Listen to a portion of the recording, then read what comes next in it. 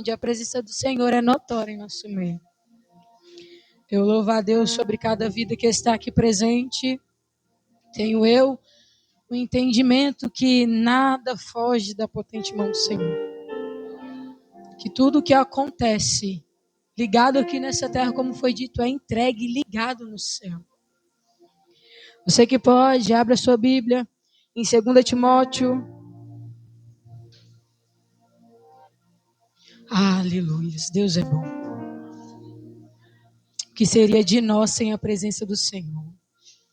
2 Timóteo, capítulo de número 3. O tema deste congresso. Gente, se a voz falhar, vocês me perdoam, que eu já bradei, que eu já louvei, já dancei. E agora resta ouvirmos a voz do Senhor. 2 Timóteo, capítulo 3, o verso é o de número 14. Quem encontrou diz amém. Quem não encontrou, diga espere por mim. Com certeza, nós esperamos. Ai, gente, eu sempre quis falar isso. Aleluia. Deus é bom o tempo todo. Vamos dar continuidade na palavra do Senhor, onde vai dizer assim: quanto a você, permaneça naquilo que aprendeu e em que acredita firmemente, sabendo de quem a aprendeu. Quanto a você, permaneça nas coisas que aprendeu. Pode se sentar glorificando o nome do Senhor Jesus. O Senhor é bom o tempo todo. Eu falo com meu marido que às vezes eu queria saber pregar igual os meninos, gritando, rodando, sapateando, mas eu acho que o jeito de Deus me usar, assim, é só no louvor. Na dança e na palavra é outra forma de agir. Queridos, creio eu que vocês já conhecem a história de Timóteo. Timóteo foi criado perante as escrituras do Senhor, foi criado perante a palavra do Senhor pela sua mãe e sua avó Loide. A palavra vai dizer que elas eram mulheres de fé. E Timóteo, consequentemente, também era um homem de fé. A palavra vai dizer também que Timóteo era discípulo de Paulo. Paulo, aquele que a gente muito conhece, o maior discipulador de crente. Quem deu a continuidade para a igreja. Hoje nós conhecemos as cartas de Paulo e levamos conosco grandes ensinamentos que Paulo deixou. Quem nunca disse, né, os versículos ditos por Paulo, ele é muito conhecido. Dito isso, vocês já sabem quem são Timóteo. Quem foi ele? Queria frisar que Timóteo era um homem jovem, viu, gente? Você que se acha jovem demais para liderar, você que se acha jovem demais para dançar, jovem demais para louvar, Timóteo foi um menino jovem. E Deus, ele é especialista em escolher os jovens. Porque a palavra vai dizer que Deus escolheu e separou os jovens porque eles são os fortes. E se Deus diz que nós somos fortes, quem somos nós para duvidar disso? Pode vir prova, pode vir o vento que for, nós permaneceremos fortes. Então, Timóteo, você sabe quem foi. Agora você tem um entendimento de quem foi Timóteo. E vou eu ler as minhas anotações hoje, gente. Eu nem tenho costume. A gente costuma falar, eu costumo falar com as meninas que eu não tenho costume de ler anotação, mas hoje o Senhor queimou meu coração para não deixar passar nada do que eu escrevi. Você conhece quem foi Timóteo, eu expliquei para você agora. Só que eu quero voltar um pouquinho antes e você vai entender o porquê que eu falei que a Pâmela sabia, parecia que do que eu ia pregar. Hoje eu quero falar sobre os jovens.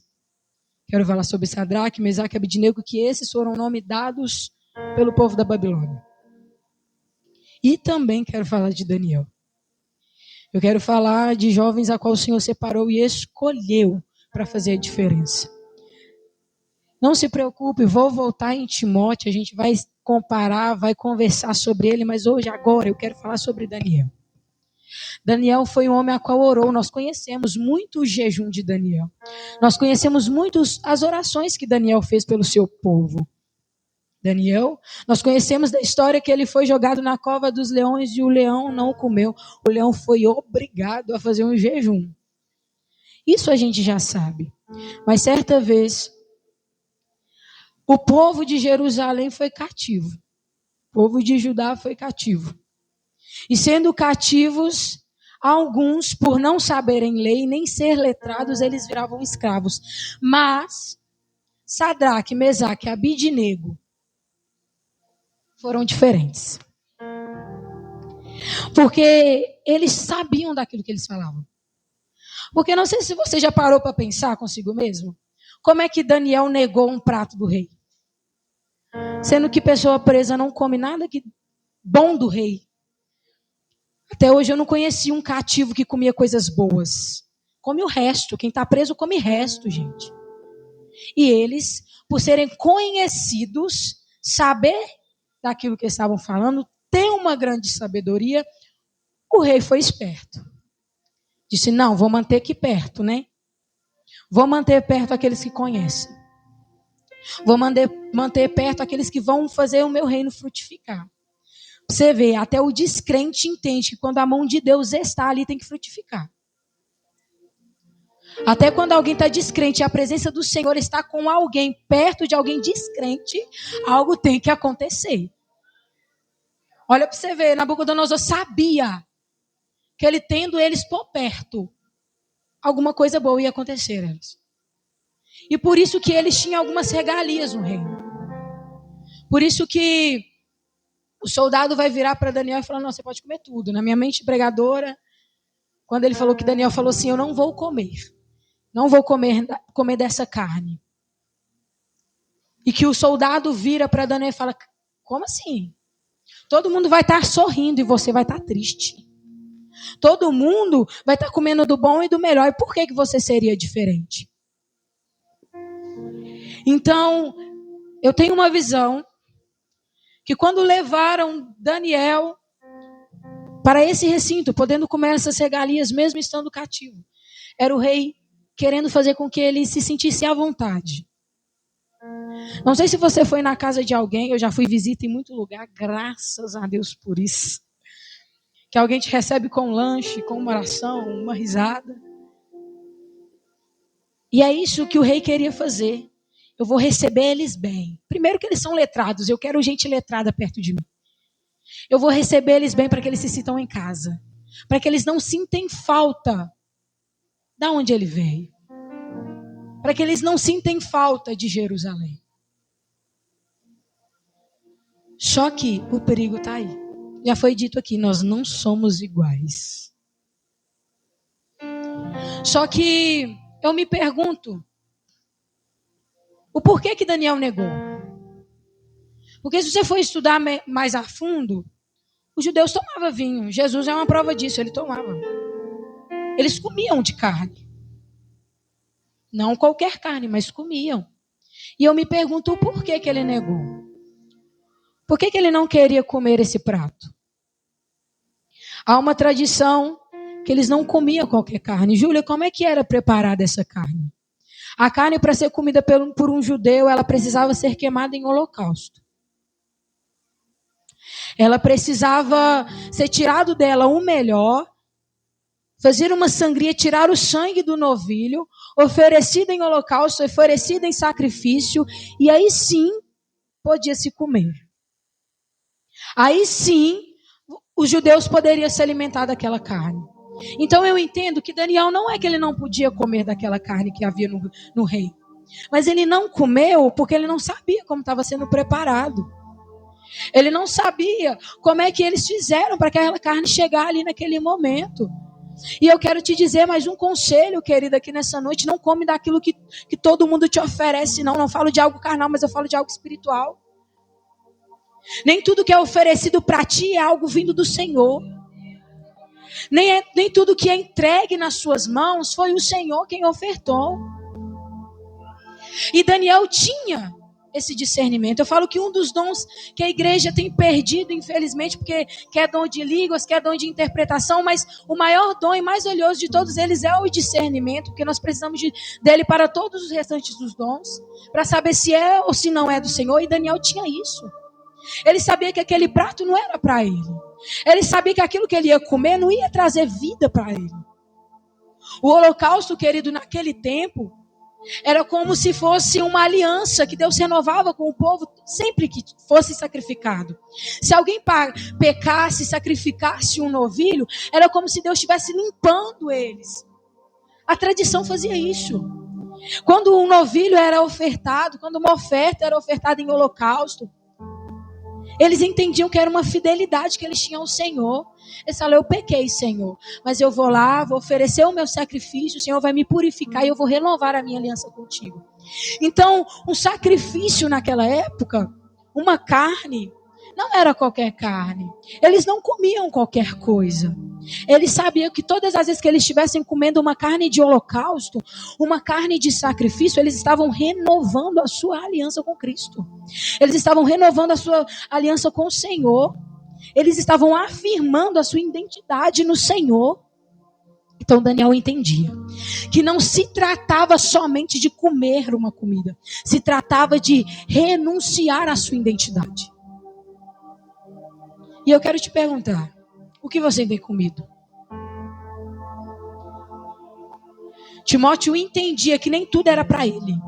Por mais doído que seja, porque, querido, a primeira carta de Paulo vai ser instruindo a Timóteo a corrigir a igreja de Éfeso. Eles estão num caminho tortuoso, Timóteo.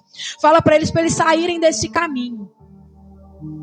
E a segunda carta é Paulo falando para Timóteo: Timóteo, meu filho na fé, meu amado filho Timóteo, quando me lembro do seu choro, me dá vontade de chorar também. Permaneça, Timóteo, naquilo que você aprendeu e você sabe de quem aprendeu. Então a segunda carta, creio eu, tendo a visão que se Paulo sabia que Timóteo estava triste, chegou aos ouvidos dele. Que o povo não tinha recebido aquela palavra. E que o fardo estava pesado sobre Timóteo. Então, como Daniel, Timóteo não aceitava era qualquer coisa. E eu quero no dia de hoje falar para você o que você tem comido. Não sei se você sabe, mas uma das causas que mais causa morte no corpo físico humano é o ataque cardíaco. E o ataque cardíaco tem duas formalidades nele. O primeiro pode ser genético, que é a minoria, pesquisem. A maioria dos ataques cardíacos são por má alimentação. Vamos trazer para o mundo espiritual o que você tem comido. Cuidado. Porque dependendo do que você comer, traz morte para o corpo. Traz morte para o corpo. E Daniel entendia isso. Que não se tratava somente de um vinho, não se tratava somente de uma carne. Se tratava da sua identidade em Deus. E ele não ia comer. Como eu disse, o intuito daquele povo era fazer com que Daniel se sentisse à vontade. Como quem diz: come, eu posso comer, tu come, nós comemos, vai dar nada não. Se eu como, cola comigo que eu tô com Jesus. No caso deles, cola comigo que eu tô com o rei. Então eles queriam fazer com que Timóteo também, mas Daniel ficasse à vontade. Só que eu quero trazer mais um alerta. É engraçado que hoje eu tô cheio de conselho, né? Cheio de segredo. Esse segredo vai ser o único que você vai sair espalhando. Daniel não comeu, porque ele sabia que bem provável que não teria sido ofertado como holocausto aquela comida. E eles queriam que Daniel ficasse à vontade. Só que eu quero dizer algo ao seu coração: tome cuidado daquilo que te traz comodismo. Às vezes, nem tudo que traz conforto é do Senhor. Às vezes, nem tudo que você pensa está bem de verdade. Sabe por quê? Júlia, você está dizendo que quando eu sinto a paz que excede todo entendimento do meu coração, não é de Deus? Não estou dizendo sobre isso. Porque a paz que excede todo entendimento não quer dizer que a gente está ausente de prova. Eu aprendi que a única diferença para a gente, para o mundo, é que aqui a gente está lutando, mas a gente tem uma vitória no Senhor. A gente crê que o Senhor vai guerrear conosco. Isso é a paz que excede todo entendimento. Quando o vento está soprando, E ainda assim a gente confia e tem paz. Mas conforto é diferente. Não sei se você já deitou numa cama que você deita, tá macia, você fala, é aqui é que eu vou ficar. Conforto é isso. Conforto é você sentar, aqui tá aconchegante, aqui eu vou ficar e vou estagnar. Conforto é isso. E eu quero te dizer, querido, cuidado com aquilo que te traz conforto. Porque o intuito de Satanás não é você virar bandido, não. O intuito de Satanás não é você ir para o mundo, não. Ele prefere que você fique aqui com o seu mundo espiritual todo morto. Porque lá nós sabemos que nós estamos perdidos. Nós sabemos que nós precisamos voltar para o caminho. E quando nós estamos aqui? Aqui a cegueira pode atingir e a gente achar que a gente está bem. Por isso eu te digo, o que mais faz com que o povo desvie em todas as situações é o comodismo. O crente que orava e agora já não ora mais. Não estou falando de momentâneo não, querido, porque todos nós passamos um momento de dificuldade. Mas há uma diferença de momentos para rotina. Cuidado com aquilo que te traz conforto. Você orava e já não ora mais. Você jejuava, agora você já não jejua mais. Você lia a Bíblia todo dia, agora você já não lê mais. Cuidado. Satanás não nos ganha no meio das raposonas, ele ganha nas raposinhas. É no pequeno. Que você acha, não, é só mais um dia que eu não vou orar a Deus, eu estou cansado. Não, Senhor, é só mais um dia que eu não vou tirar nem 5 minutinhos para ler da tua palavra. Porque hoje o Senhor sabe que meu dia está corrido. Aí você vai olhando no calendário, tem uns 30 dias que não lê a Bíblia, tem uns 30 dias que não ora, tem uns 30 dias que não jejua. Eu aprendi que a gente não devia ler a Bíblia, jejuar e orar só quando a gente precisa, não. Devia ser algo rotineiro. Pastor Eliseu não está aqui, mas ele obriga a gente. Porque é algo essencial na vida do cristão. Não adianta a gente encher os nossos lábios para dizer eles podem e eu não. Mas só que na prática a gente age diferente. De nada vale nós enchermos os nossos lábios para dizer eu sou diferente. Eu não me dobro perante a Babilônia. Mas no primeiro prato de comida que vi nós aceitarmos. Na prática é muito mais difícil. E o Senhor não diria que era fácil, não, Elinho. Se fosse fácil, até Ele não diria: apartai-vos de mim, Senhor. Passa de mim, Senhor. Se puder, esse cálice. Foi difícil para todo mundo, querido. Não acho que você é especial por isso, não.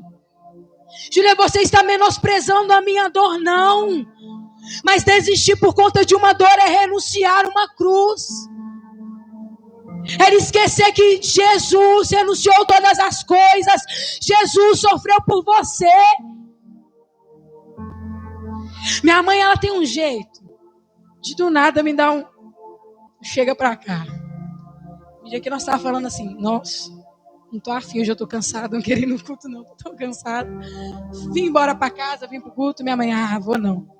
Eu tava com os problemas de saúde. E a voz de Deus foi notória aos ouvidos dela, falando assim: se tá difícil para você, imagina para mim na cruz. Imagina se lá naquele momento eu falava: tô cansado do povo que não ouve, não vou morrer. E ela veio. Depois desse chega para cá, ela veio. Você tem que entender que todas as vezes que nós renunciamos o chamado por conta de uma dor, nós estamos menosprezando o grandão. Porque é muito fácil a gente falar que Deus é grande, poderoso, majestoso, mas na primeira prova a gente desistir. É muito fácil. É muito fácil a gente encher a boca para dizer eu sou diferente, mas quando a calúnia vinha, a perseguição vinha, o disse-me disse vim, e a gente fala: Deus, eu não te sirvo mais por conta disso. É muito fácil. Eu costumo dizer, imagina se Deus... E olha que não é disse-me disse, ele vê a gente negando ele. Imagina se Jesus negasse a nós por tudo que nós fizemos. Onde você estaria hoje? Talvez a ansiedade tinha te ganhado. Talvez a depressão tinha te levado para o inferno. Talvez você tinha tirado a sua vida. Talvez o mundo do crime tinha te ganhado. Mas nós precisamos entender que o amor de Deus é muito maior do que qualquer coisa. E quando nós externizamos com os nossos lábios, eu sou diferente, nós estamos dizendo, eu creio na palavra. Independente do que vir, eles podem desistir por conta do mundo, eles podem desistir por conta de calúnia, mas eu não. Eu vou ser diferente. E eu acho muito interessante que Daniel, ele tinha um jeito de agir. Ele orava, ele buscava, ele tinha um íntimo, isso a gente sabe. Mas eu me coloco no lugar de Daniel e eu penso que se eu estivesse no lugar dele, nas regalias que ele tinha, no nome que ele carregava, porque mesmo estando cativo, o rei sabia quem que ele era. Portanto que depois dos prodígios que o Senhor vai fazer através de Daniel, ele vai dar uma autoridade sobre Daniel e Daniel vai ajudar o povo. Mas uma coisa me chama a atenção, que é o que falta no nosso meio. Daniel, mesmo tendo regalias, mesmo sendo conhecido e letrado, ele não esqueceu daqueles que não eram. Porque lembra que eu te falei que ia para o palácio aqueles que eram letrados? Porque o rei queria gente inteligente do lado dele. Mas e aqueles que não conheciam tão bem? Para onde eles iam? De acordo com os estudos, eles viravam escravos. Era açoitado, trabalhava para não receber. E Daniel não se esqueceu deles. Por isso que Daniel sempre levantava um clamor sobre o seu povo. Você quer conhecer alguém que ora de verdade? Você quer conhecer alguém que serve o Senhor e é diferente de verdade? Vê se a dor do outro machuca ele também. Sabe por quê? A palavra vai dizer que nós somos um corpo. E não sei você. Se eu machucar meu dedo hoje, meu corpo todo vai sentir. Se eu sentir dor de cabeça, não vai restringir só aqui não. Parece que o corpo da gente fica ruim. E ser corpo é isso. Doer uma parte, vai doer todas. Júlia, você está dizendo que eu preciso entrar em todas as guerras? Não. Tem guerras que é pra gente entrar e tem guerras que não. Mas sentir dor é obrigatório. Não existe cristão que olha a dor do outro e fala... Bem feito, não devia ter fofocado. Bem feito. Tá fazendo o que faz? Bem feito. Diz que é crente, né? Se a dor do outro não te dói, querido, você não é diferente. Daniel, mesmo sendo letrado, querido, se eu fosse letrada, eu ia chegar e falar assim, eu tô com o rei. Tô bem aqui, eu vou poder comer de tudo. Eu sei, sou letrado, o rei confia em mim. O rei me oferece tudo que todos os príncipes comem, eu também posso comer. Para que eu vou me lembrar? Como diz o ditado, cada um com o seu problema. Ele poderia muito bem, meu querido, ter feito isso. Falando, não, eu sou inteligente. Para que eu vou me preocupar com um povo que não se esforçou? Se fosse no dia de hoje, ia chegar logo. Você perece por falta de conhecimento. Mas se a dor do outro não te dói, você não é diferente. A Pamela disse, Júlia, como é que eu vou pregar Daniel, sendo que você falou que vai pregar Daniel agora? Porque ela falou, Júlia, eu vou dar uma saudação sobre Daniel. Eu falei, mentira. Para,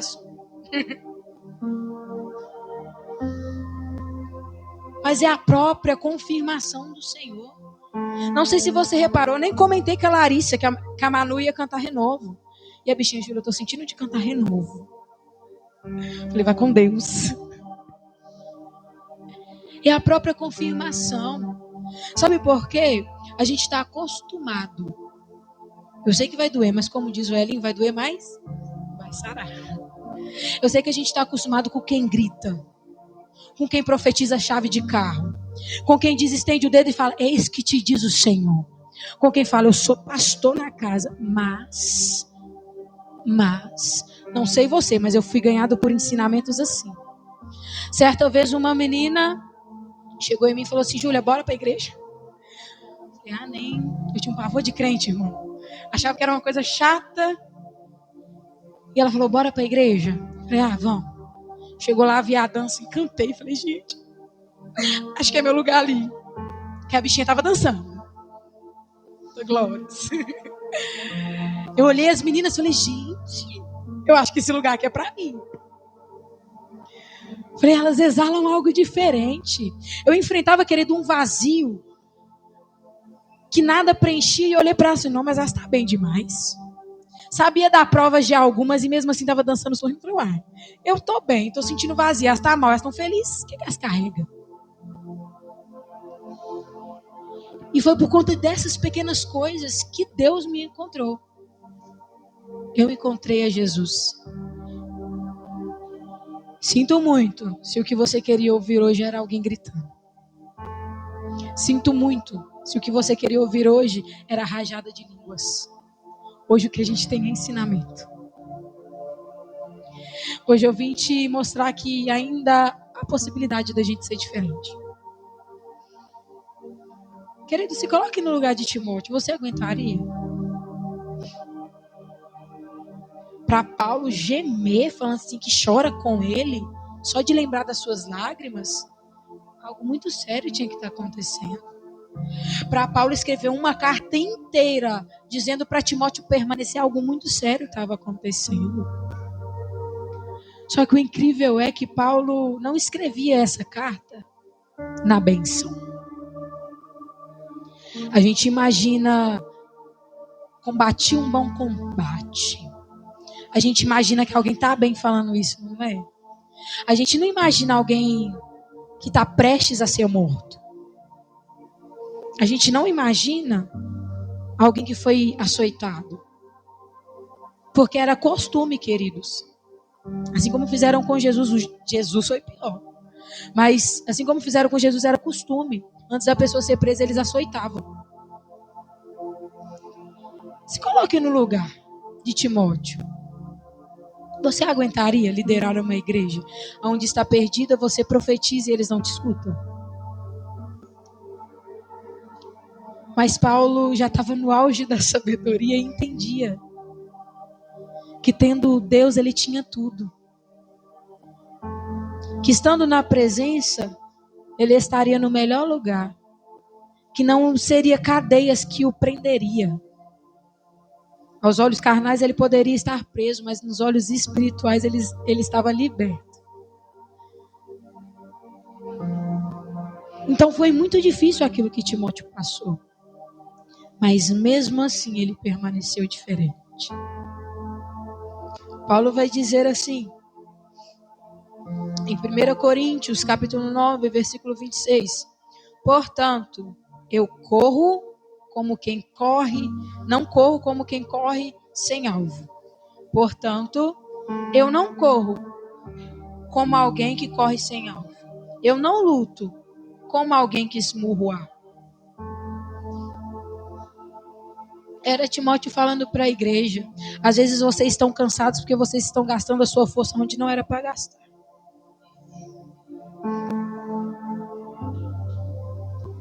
Por isso que é tão importante o dom do discernimento. Que a gente não gasta força onde a gente não deveria gastar. Era como se Paulo estivesse fazendo analogia esportiva, né? Eu corro, mas eu não corro como alguém que corre sem alvo. Eu luto, mas eu não luto esmurrando o ar. Era Paulo dizendo, eu gasto, mas eu sei aonde eu estou gastando a minha energia. Eu corro, mas quem corre quem entende que tem um alvo. E o problema de nós cristãos hoje em dia é que a gente está gastando forças com tudo. Júlia me caluniou, falou, vai ouvir. A gente já está igual Pedro. Espada, ponta para tirar na orelha. Ah, Júlia não me cumprimentou, não vou cumprimentar não. Ah, Júlia não me abraçou, não vou abraçar não. Mas a gente precisa ser diferente. O nosso problema sempre foi esse, na verdade. A gente gasta energia onde não é para gastar. Você sabia que se você abraçasse quem te calunia, ia constranger? De tal maneira que você poderia converter o coração dele. Você sabia que se alguém te apedrejar, te caluniar, você falasse do amor dele, talvez você ganharia essa alma. Se sentiria tão constrangido e falar, nossa, mas eu falei tão mal dele, eu falei tão mal dela, como é que ainda pode pregar amor desse jeito? Só que a gente vive num tempo onde o povo só busca movimento, onde só as línguas importam, onde só o reteté importa. Querido, não conte comigo não, que eu gosto também. Não pula, não roda, não sapateia, mas o que importa nunca será isso. Nós vivemos em um tempo onde só isso tem importado. Mas nós precisamos entender e aprender que nós precisamos ser diferentes. Porque se a gente louva sem amar ao próximo, nós não somos diferentes. Se nós pregamos sem o amor, de nada vale. A palavra vai dizer que a gente poderia ter várias coisas, mas sem o amor, nenhuma delas. Ah, Julia, mas é só uma. Nenhuma valeria. Você entende que a gente precisa ser diferente? Você entende que quando a gente falou, Senhor, hoje eu vou dançar. Senhor, eu sou levita da sua casa. Senhor, eu sou pastor, eu sou missionário, eu sou levita. Eu sou evangelista. Você está assumindo uma responsabilidade. Porque Paulo, quando fala, eu corro como, não como quem não corre com alvo. Eu corro com alvo. Ele está dizendo, eu não sou um atleta amador. Eu não sou qualquer crente, eu não sou qualquer cristão, eu sou diferente. Por isso que ele enfatiza para Timóteo, eles podem, Timóteo, você não.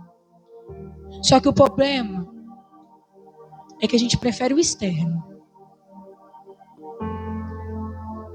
Eu quero te perguntar, querido, será que você é crente mesmo? Será que você é cristão mesmo?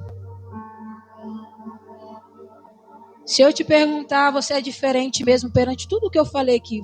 Você amou o próximo? Porque sempre tem um que se levanta contra nós. Sempre tem. Você amou ele? Você amou? Você é diferente? Mediante a sua resposta, você é diferente? O prato que Satanás te apresentou, você achou que era conforto, você aceitou? Dependendo da sua resposta, eu te pergunto, você é diferente mesmo?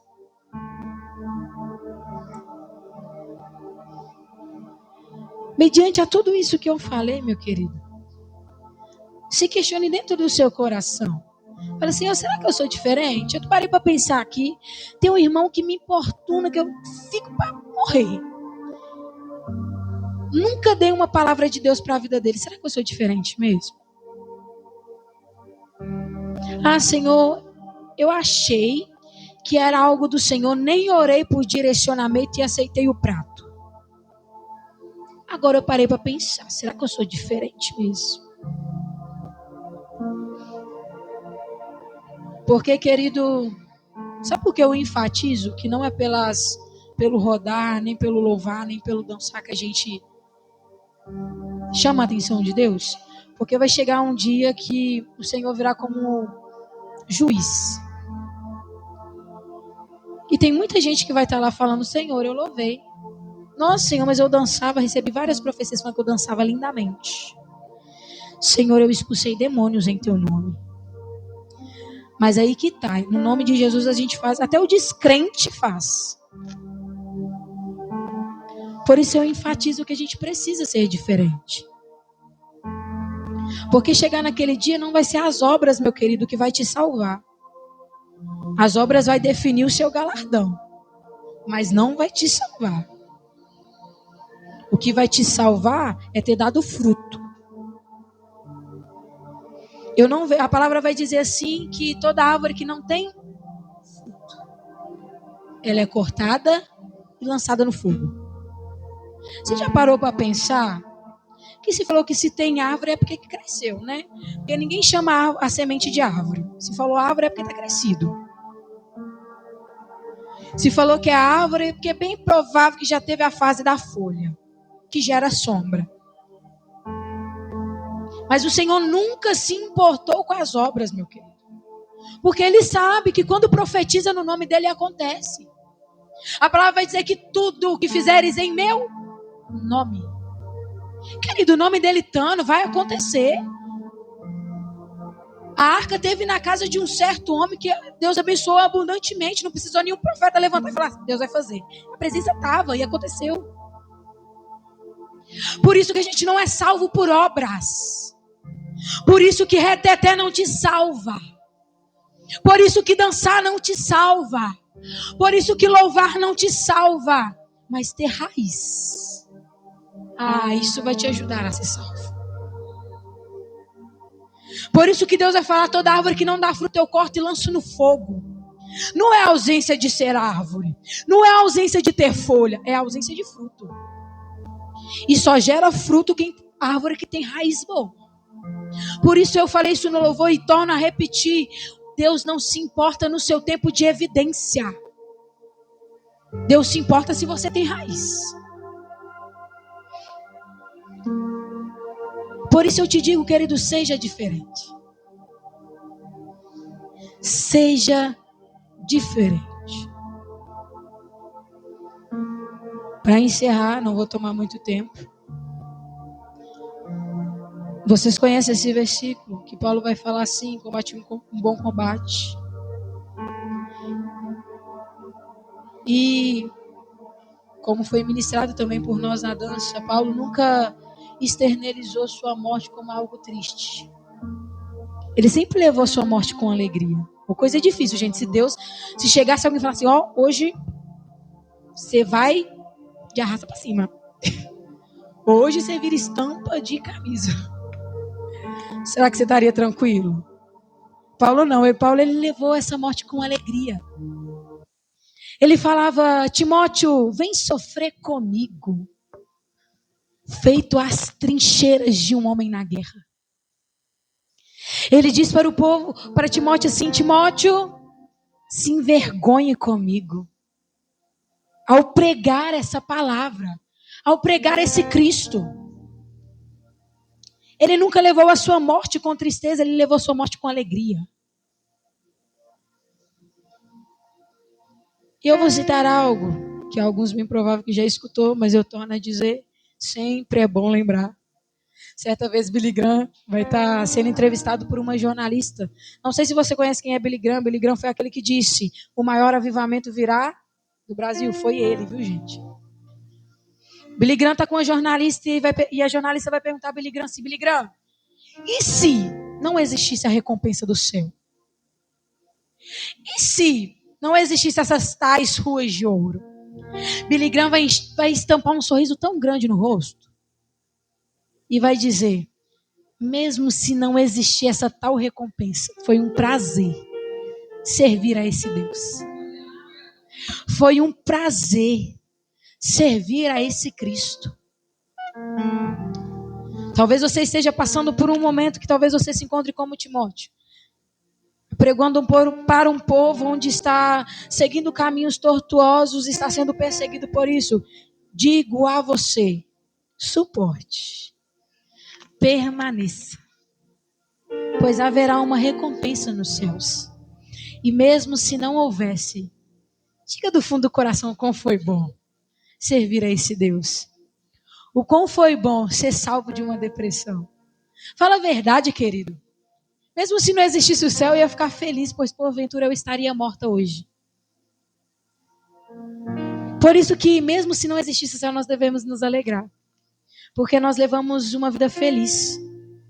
Júlia, estou enfrentando uma guerra e você está falando que eu vivo uma vida feliz? Quando a gente está com Cristo, a gente enfrenta, né, Priscila? Várias guerras. Mas é incrível como é que a gente fica em paz. É incrível quando a ansiedade tenta entrar aqui, Deus fala: aqui não. Aqui não. Ela está sofrendo, mas ela está sofrendo pelo meu amor. Ele está sofrendo pelo meu amor. Aqui eu torno esse jugo suave. Então que nós venhamos ser diferentes. Eu não sei o que você passa, eu não sei o que você precisa. Talvez você disse em casa ou ao caminho daqui falando: Deus, que seja uma palavra de renovo, que seja uma palavra que conforte o meu coração. Receba essa palavra de renovo. Pois algo interessante para finalizar, que Daniel era letrado. Isso você já sabe. Mas Nabucodonosor tinha uma grande raiva contra o povo de Daniel. E engraçado que ele oferecia pratos de príncipes para Daniel, mesmo tendo ódio do seu povo. Mesmo tendo raiva do seu povo. Mesmo escravizando o seu povo. E eu quero te dizer, querido, se você permanecer diferente, até quem queria te matar vai ter que trazer proteção para a sua vida. Até quem queria te caluniar vai ter que trazer provisão para você. Porque Daniel estava sobre o reino. E nas portas do reino tinha soldados para proteger quem estava dentro. Então, querido, se é a palavra de renovo que você queria, se era a palavra de consolo, eu digo para você, se você permanecer diferente, até quem queria te matar vai te proteger. Até quem queria fazer com que o teu povo perecesse vai ter que te honrar para ajudar o teu povo. Porque quando a gente é diferente, não tem prova alguma que fique de pé. A palavra vai dizer que quem guerreia as nossas guerras não somos nós. É o Senhor. Fique de pé. A palavra vai dizer que nós não lutamos com armas terrenas. Nós lutamos com armas espirituais. É por isso que Satanás se levanta contra você. É por isso que Satanás se levanta contra a sua casa. Porque sabe que você permanece diferente. Mesmo quando o vento sopra, mesmo quando alguém te calunia, você permanece diferente. E eu quero te dizer, querido, permaneça naquilo que você aprendeu. Permaneça no evangelho, permaneça na palavra. Porque até aquele que queria te matar vai ter que te proteger. Até aquele que disse ela não vai vencer, ele não vai vencer. Há uma palavra de Deus profetizada sobre as nossas vidas, que a nossa guerra não é nossa, a guerra é dele. Há uma palavra liberada de Deus sobre as nossas vidas, que praga alguma atingirá a nossa tenda. Mas se permanecêssemos diferentes. Feche os seus olhos. Diga ao Senhor, fala: Deus, eu sei, Pai, que às vezes eu posso não ter sido diferente em algumas situações, mas me ajuda, Deus, a ser diferente. Deus, eu entendi que o que o Senhor tem para mim hoje não é rajada de línguas, é um ensinamento. E que esse ensinamento, Deus, por mais que eu já seja diferente, venha me lembrar que eu preciso permanecer diferente. Que eu venha entender, Senhor, que quem está guardado pelo Senhor não precisa guerrear guerras. Que eu não preciso gastar a minha energia com qualquer e todos, mas eu preciso orar por discernimento para saber aonde lutar. Ah, querido, se nós soubéssemos o quão grande é a proteção e as promessas sobre alguém diferente, nós clamaríamos ao Senhor para sermos diferentes. Foi ministrado desde o começo que nós precisamos ser diferentes. Então ore ao Senhor, não me espere orar não. Fala: Senhor, por favor,